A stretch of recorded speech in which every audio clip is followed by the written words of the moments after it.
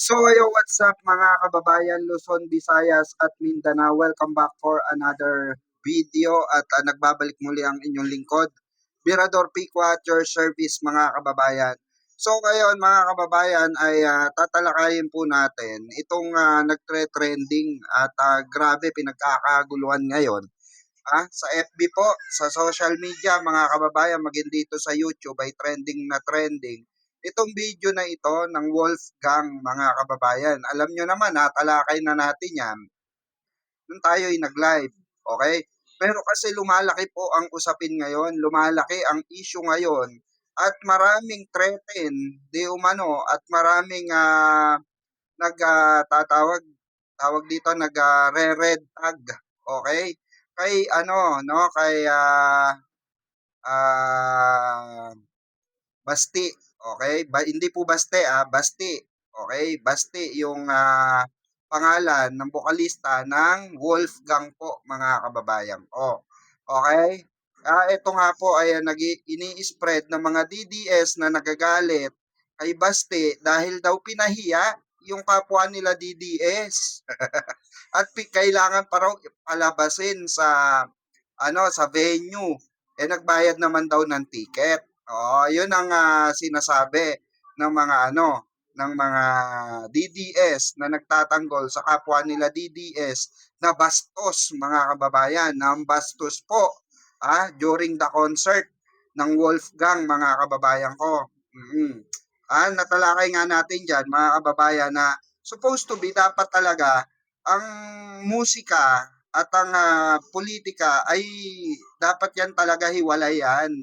Oo, alam naman natin yung mga kababayan, hindi sa lahat ng bagay, gagamitin natin ng salitang politikal or saloobin natin sa politika sa mga ganitong klase ng mga senaryo or ganitong klase ng mga pagtatanghal, especially tribute concert po ito mga kababayan.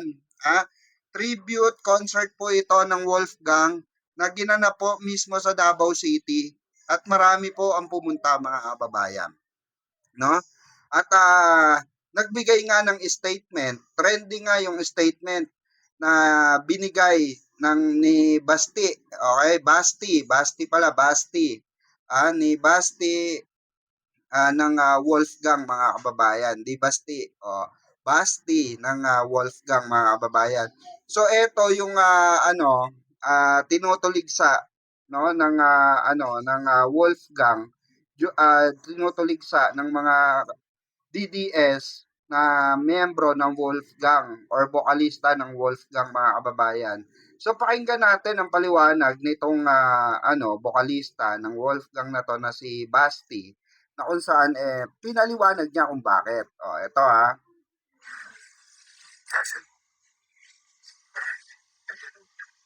Everything, like I said, everything is designed to separate us.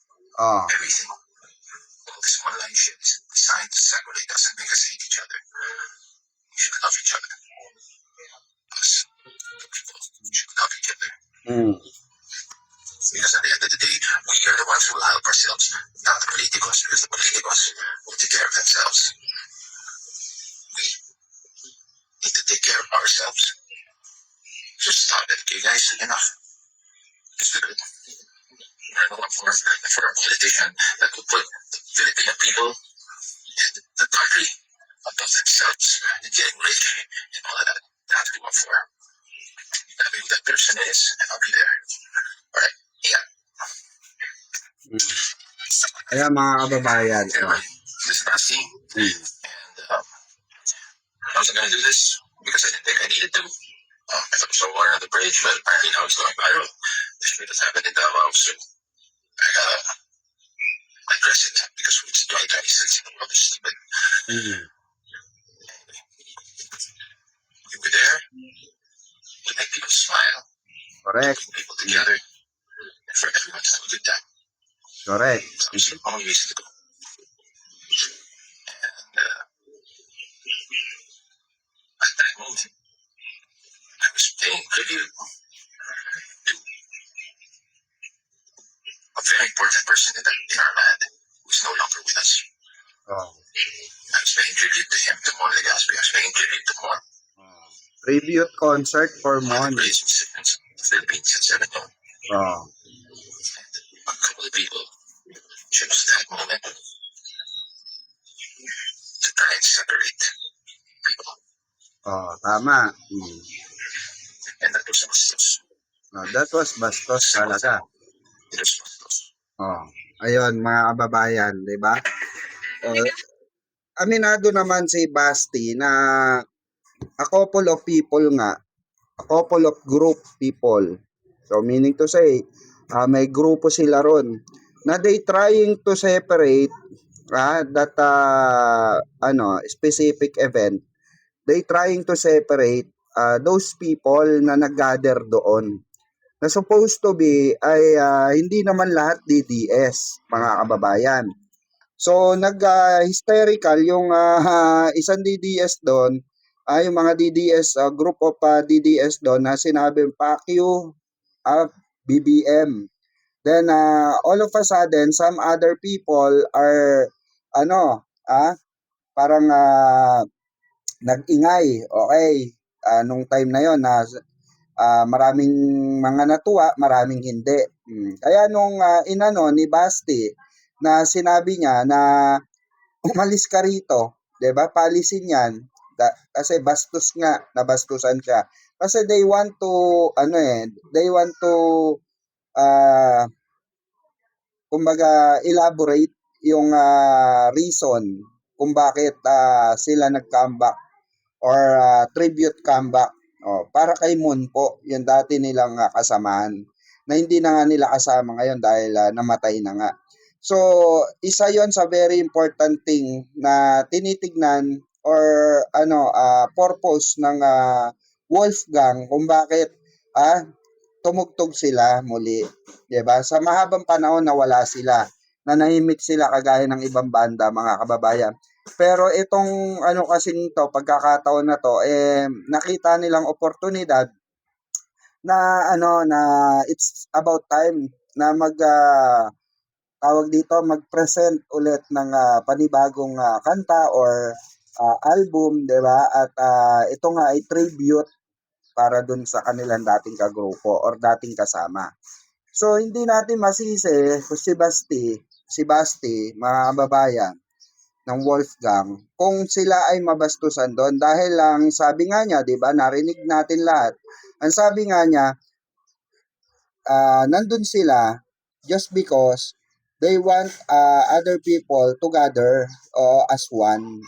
Pero may mga iba talaga na kupal na mga hindi makaintindi, no, na yun na hindi nila yon ginawa yung gathering na yon or yung concert na yon, mini concert na yon, just to apply to 'di ba, just to express their feelings about government or about issues sa corruption, 'di ba? Hindi yun ang purpose noon. Ang purpose noon ng event na yon is to gather everyone and give some smile, 'di ba? Kasiyahan sa taong bayan na 'di ba?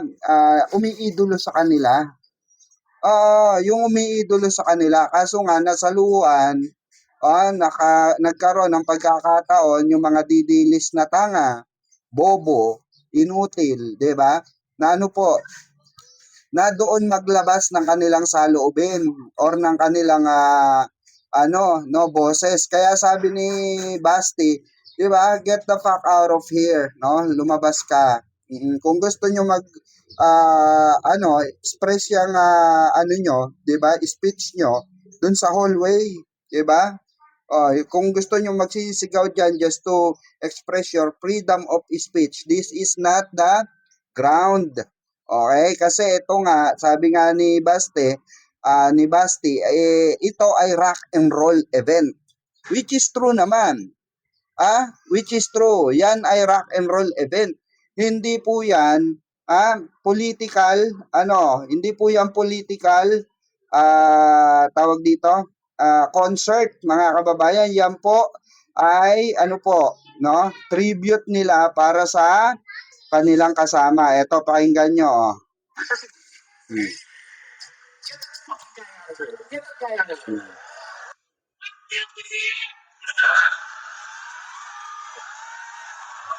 We don't give a shit about that tonight. We're just here to maybe forget about all that shit tonight. You want to do your freedom of speech, go out in the fucking hallways and do it there. Right here. This rock and roll country, man. Anyway, get that fucking guy out of here. Get that guy out of here. Umalis ka na. Umalis ka na. O, ayan, tinauwi siya, di ba? O.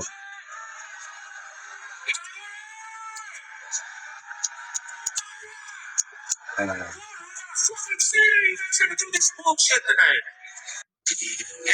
Di ba? get that guy out of here. O, di ba? Nagalit talaga, nabastusan talaga si Basti dun sa ginawa nung isang DDS na yon. And for sure, mga kababayan, hindi naman tinotolerate yan ng mga bouncer doon or ng mga kapwa nila DDS dahil yung grupo na yon, mga kababayan, yun siguro mga sabog sa droga siguro, 'di ba? Or nakamariwana, 'di ba? Alam naman natin diyan sa Davao City, ang daming nahuhulihan ng droga diyan, 'di ba? Ng mga NBI. Ang daming nasasabat na mga droga diyan, 'di ba? Mga marijuana. Okay, at mga nasalakay na pagawaan ng shabu, 'di ba? So siguro yung mga yon high, no? Siguro pumasok dun sa event, bumili ng ticket para makapanood at nag-trip-trip doon. Malamang kaya nung pinauwi ni Basti, ang sabi nung mga iba ron na taga Davaoenyo rin, pinauwi, uwi. Nakita nyo naman sa video, di ba? Pinauwi. So, ito yung mga halimbawa, mga kababayan, na hindi dapat natin tularan. Yung pinamana ng Duterte administration, no, yung okay lang mambastos basta Duterte ka. Okay lang yung mamahiya basta pro Duterte ka. Okay lang yung magmura basta pro Duterte ka. Okay lang yung pumatay basta pro Duterte ka. So ganun kasi yung pinamana na kultura sa mga supporter ng mga Duterte, 'di ba? Ganun po yung pinamana. Kaya pansinin niyo ang mindset ng mga DDS or mga pro Duterte supporter, mga kababayan, ang mentalidad nila is tamang pumatay, tamang mambastos, okay? Kasi Duterte ka, 'di ba? Tamang mambastos, mamurahin, tawaging estupido ang Panginoon, basta Duterte ka. So yun yung tumatak sa mentalidad ng mga DDS na Pilipino. Actually, hindi na sila talaga Pilipino kasi meron tayong sinusundan na kultura sa Pilipinas. No? Tayo ay maharlika, mga kababayan, okay? Tayo ay makabayan, makapilipino. Meron tayong sinusunod na literally na minana natin sa mga ninuno natin, which is yon? Yung hindi pagiging bastos sa kapwa-tao na usually tinuturo natin sa pamamahay pa lang. Yung hindi ka maging suwail na itinuturo pa rin natin magpasangga ngayon sa bahay pa lang. Okay? At yung pagiging masunurin, no, sa sa ating mga magulang, na which is tinuturo pa rin natin. Okay? Pero hindi tayo nagtuturo ng mga kabastusan sa mga anak natin, apo natin, or kung sino, kahit na sinong Poncio Pilato na nasa pamilya natin. Dahil bakit? Natatakot tayo mga Pilipino na balang araw or tayo matatanda na balang araw, mura-murahin din tayo ng mga anak natin. 'Di ba? Yung ganong moral, mga kababayan, ay pinamana natin sa ating mga anak or tinuturo natin na maging mabuting tao, maging mabuting ehemplo sa mamamayan or sa nakakasalamuha nila. 'Di ba? And all of a sudden, nung lumapag nga si Duterte bilang isang pangulo, 'di ba? Parang naging regular na or naging naging tawag dito, naging basic na turo na ng mga Duterte na okay lang humalik ka ng walang permiso, 'di ba? Okay lang halikan mo yung mga supporter mo kasi Duterte ka nga, 'di ba? Okay lang na mag-utos kang pumatay, patayin at madamay na kung sinong madamay kasi nga Duterte ka, 'di ba? At lahat 'yan ay ipinamana ng kanilang tinatawag na Tatay Digong. Oo, 'di ba? Na hindi hindi natin alam kung 'yan din ang pinamamana ng mga supporter nila sa kanilang mga anak. 'Di ba? Maano pong turo 'yan eh, mga kababayan eh, napakalalang turo po 'yan. Oo. Yung mga ganyang bagay ay pag tinanong mo nga yung mga DDS eh, so pabor ka, so ikaw ay nagtuturo ka rin ba magmura sa mga anak mo? Siyempre sabihin hindi, 'di ba? Siyempre sabihin hindi. O pag sinabi mo bakit Duterte ka? Yan ang tinuturo ni Duterte, yan ang natutunan nyo kay Duterte. Mambastos, magmura, mambastos ng Panginoon, 'di ba? Doon pa lang marami ng foul eh. Mga kababayan, marami ng turo, okay? Na mali. So doon pa lang mga kababayan dapat ano na tayo, yung kaisipan natin ay ano na, 'di ba? Nasa tuwid na daan, okay? Kagaya nito ni Basti, mga kababayan, sila tumutugtog lang sila, gusto lang nila kasiyahan. But all of a sudden, meron nga mga bastos na DDS na sumulput doon. 'Di ba? Nanood doon at nagsigaw ng Pacquiao BBM. Kaya nung sinita ni Basti at pinauwi, nagalit itong mga didilis, mga kababayan.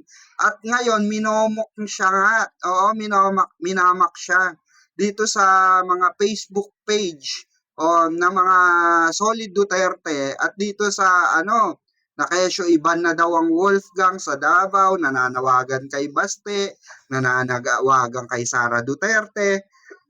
Unang-una, hindi minok ni Basti ang Davao or hindi niya pinintasan ang Davao. Pinaalis lamang niya po yung DDS na nanggugulo doon sa tribute concert nila.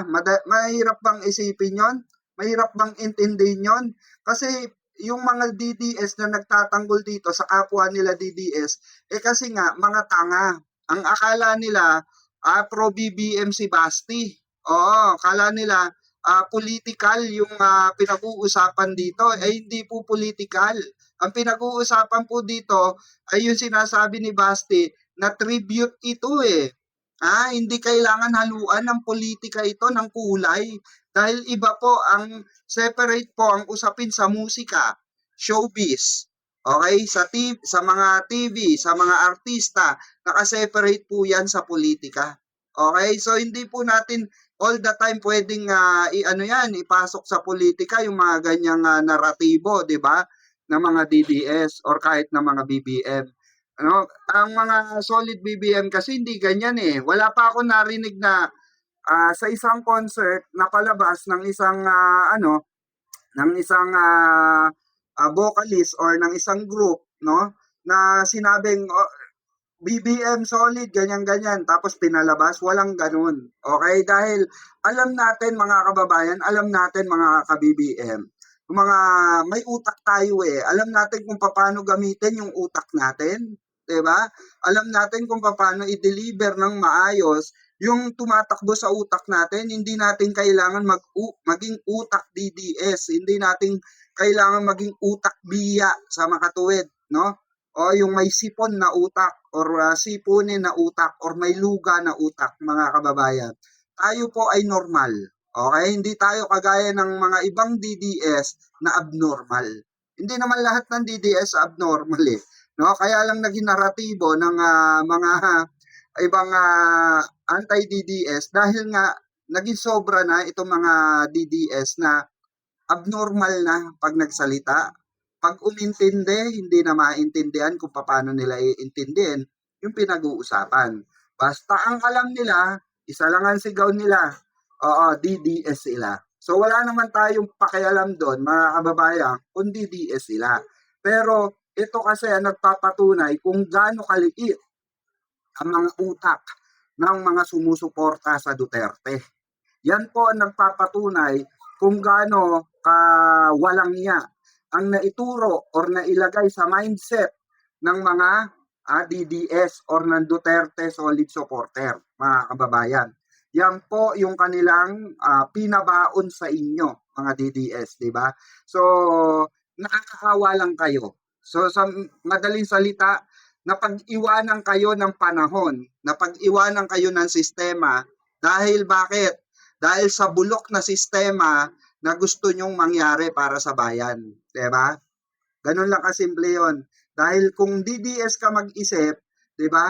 Regular lang magmura, regular lang magmok ng tawag dito ng Pope o ng mambastos ng Diyos, 'di ba? At mambastos ng kapwa-tao, 'di ba? So, eto mga kababayan ng patunay na hindi sa lahat ng oras kailangan natin gamitin yung politika sa lahat sa mga bagay-bagay na pinupunta natin. Hindi po. Oo. Tandaan nyo po, there's have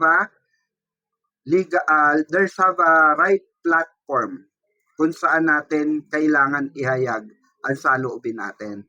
And that is the fucking lesson for us, no? Na wag maging bastos sa harap ng ibang tao, especially sa mga ganyang klase ng event, no? Magsilbing aral po sa atin to hindi lamang sa mga DDS, maging sa mga BBM, Pinklawan, Dilawan, maging silbing aral sa atin ito, no, na hindi sa lahat ng oras yung nararamdaman mo ay tama. Okay? Dalin mo sa tamang platform, dalin mo sa tamang lugar kung saan ka nararapat. Hindi yung magsasalita ka basta-basta na against sa gobyerno, against kung kanino, nang wala ka sa tamang forum. Magmumukha ka talagang ogag. Okay? Kaya nagmukhang ogag ang mga DDS at galit na galit at binabash nga itong si Basti, at sabi nga ni Basti wala naman siyang pakialam at all dahil yung moment na yon, ulitin natin, ay hindi po para sa political concert or political agenda. Yun po ay comeback concert nila, tribute concert nila para po kay Mon sa dati nilang kasamaan na pumanaw na. Okay? So hanggang dito na lang mga kababayan ko. Maraming salamat sana, no, maraming silbing aral sa inyo to, itong nangyaring ito dito sa kagaya ng concert ng Wolfgang. Salute to Wolfgang, salute sa salute sa pinaglaban nyo at salute especially sa vocalista nila si Basti at alam, no, yung katotohanan at alam kung ano yung dapat gawin sa mga ganong specific na pangyayari, 'di ba? Or moments, 'di ba? Maraming salamat. God bless everyone. Mabuhay ang bansang Pilipinas, mabuhay po tayong lahat.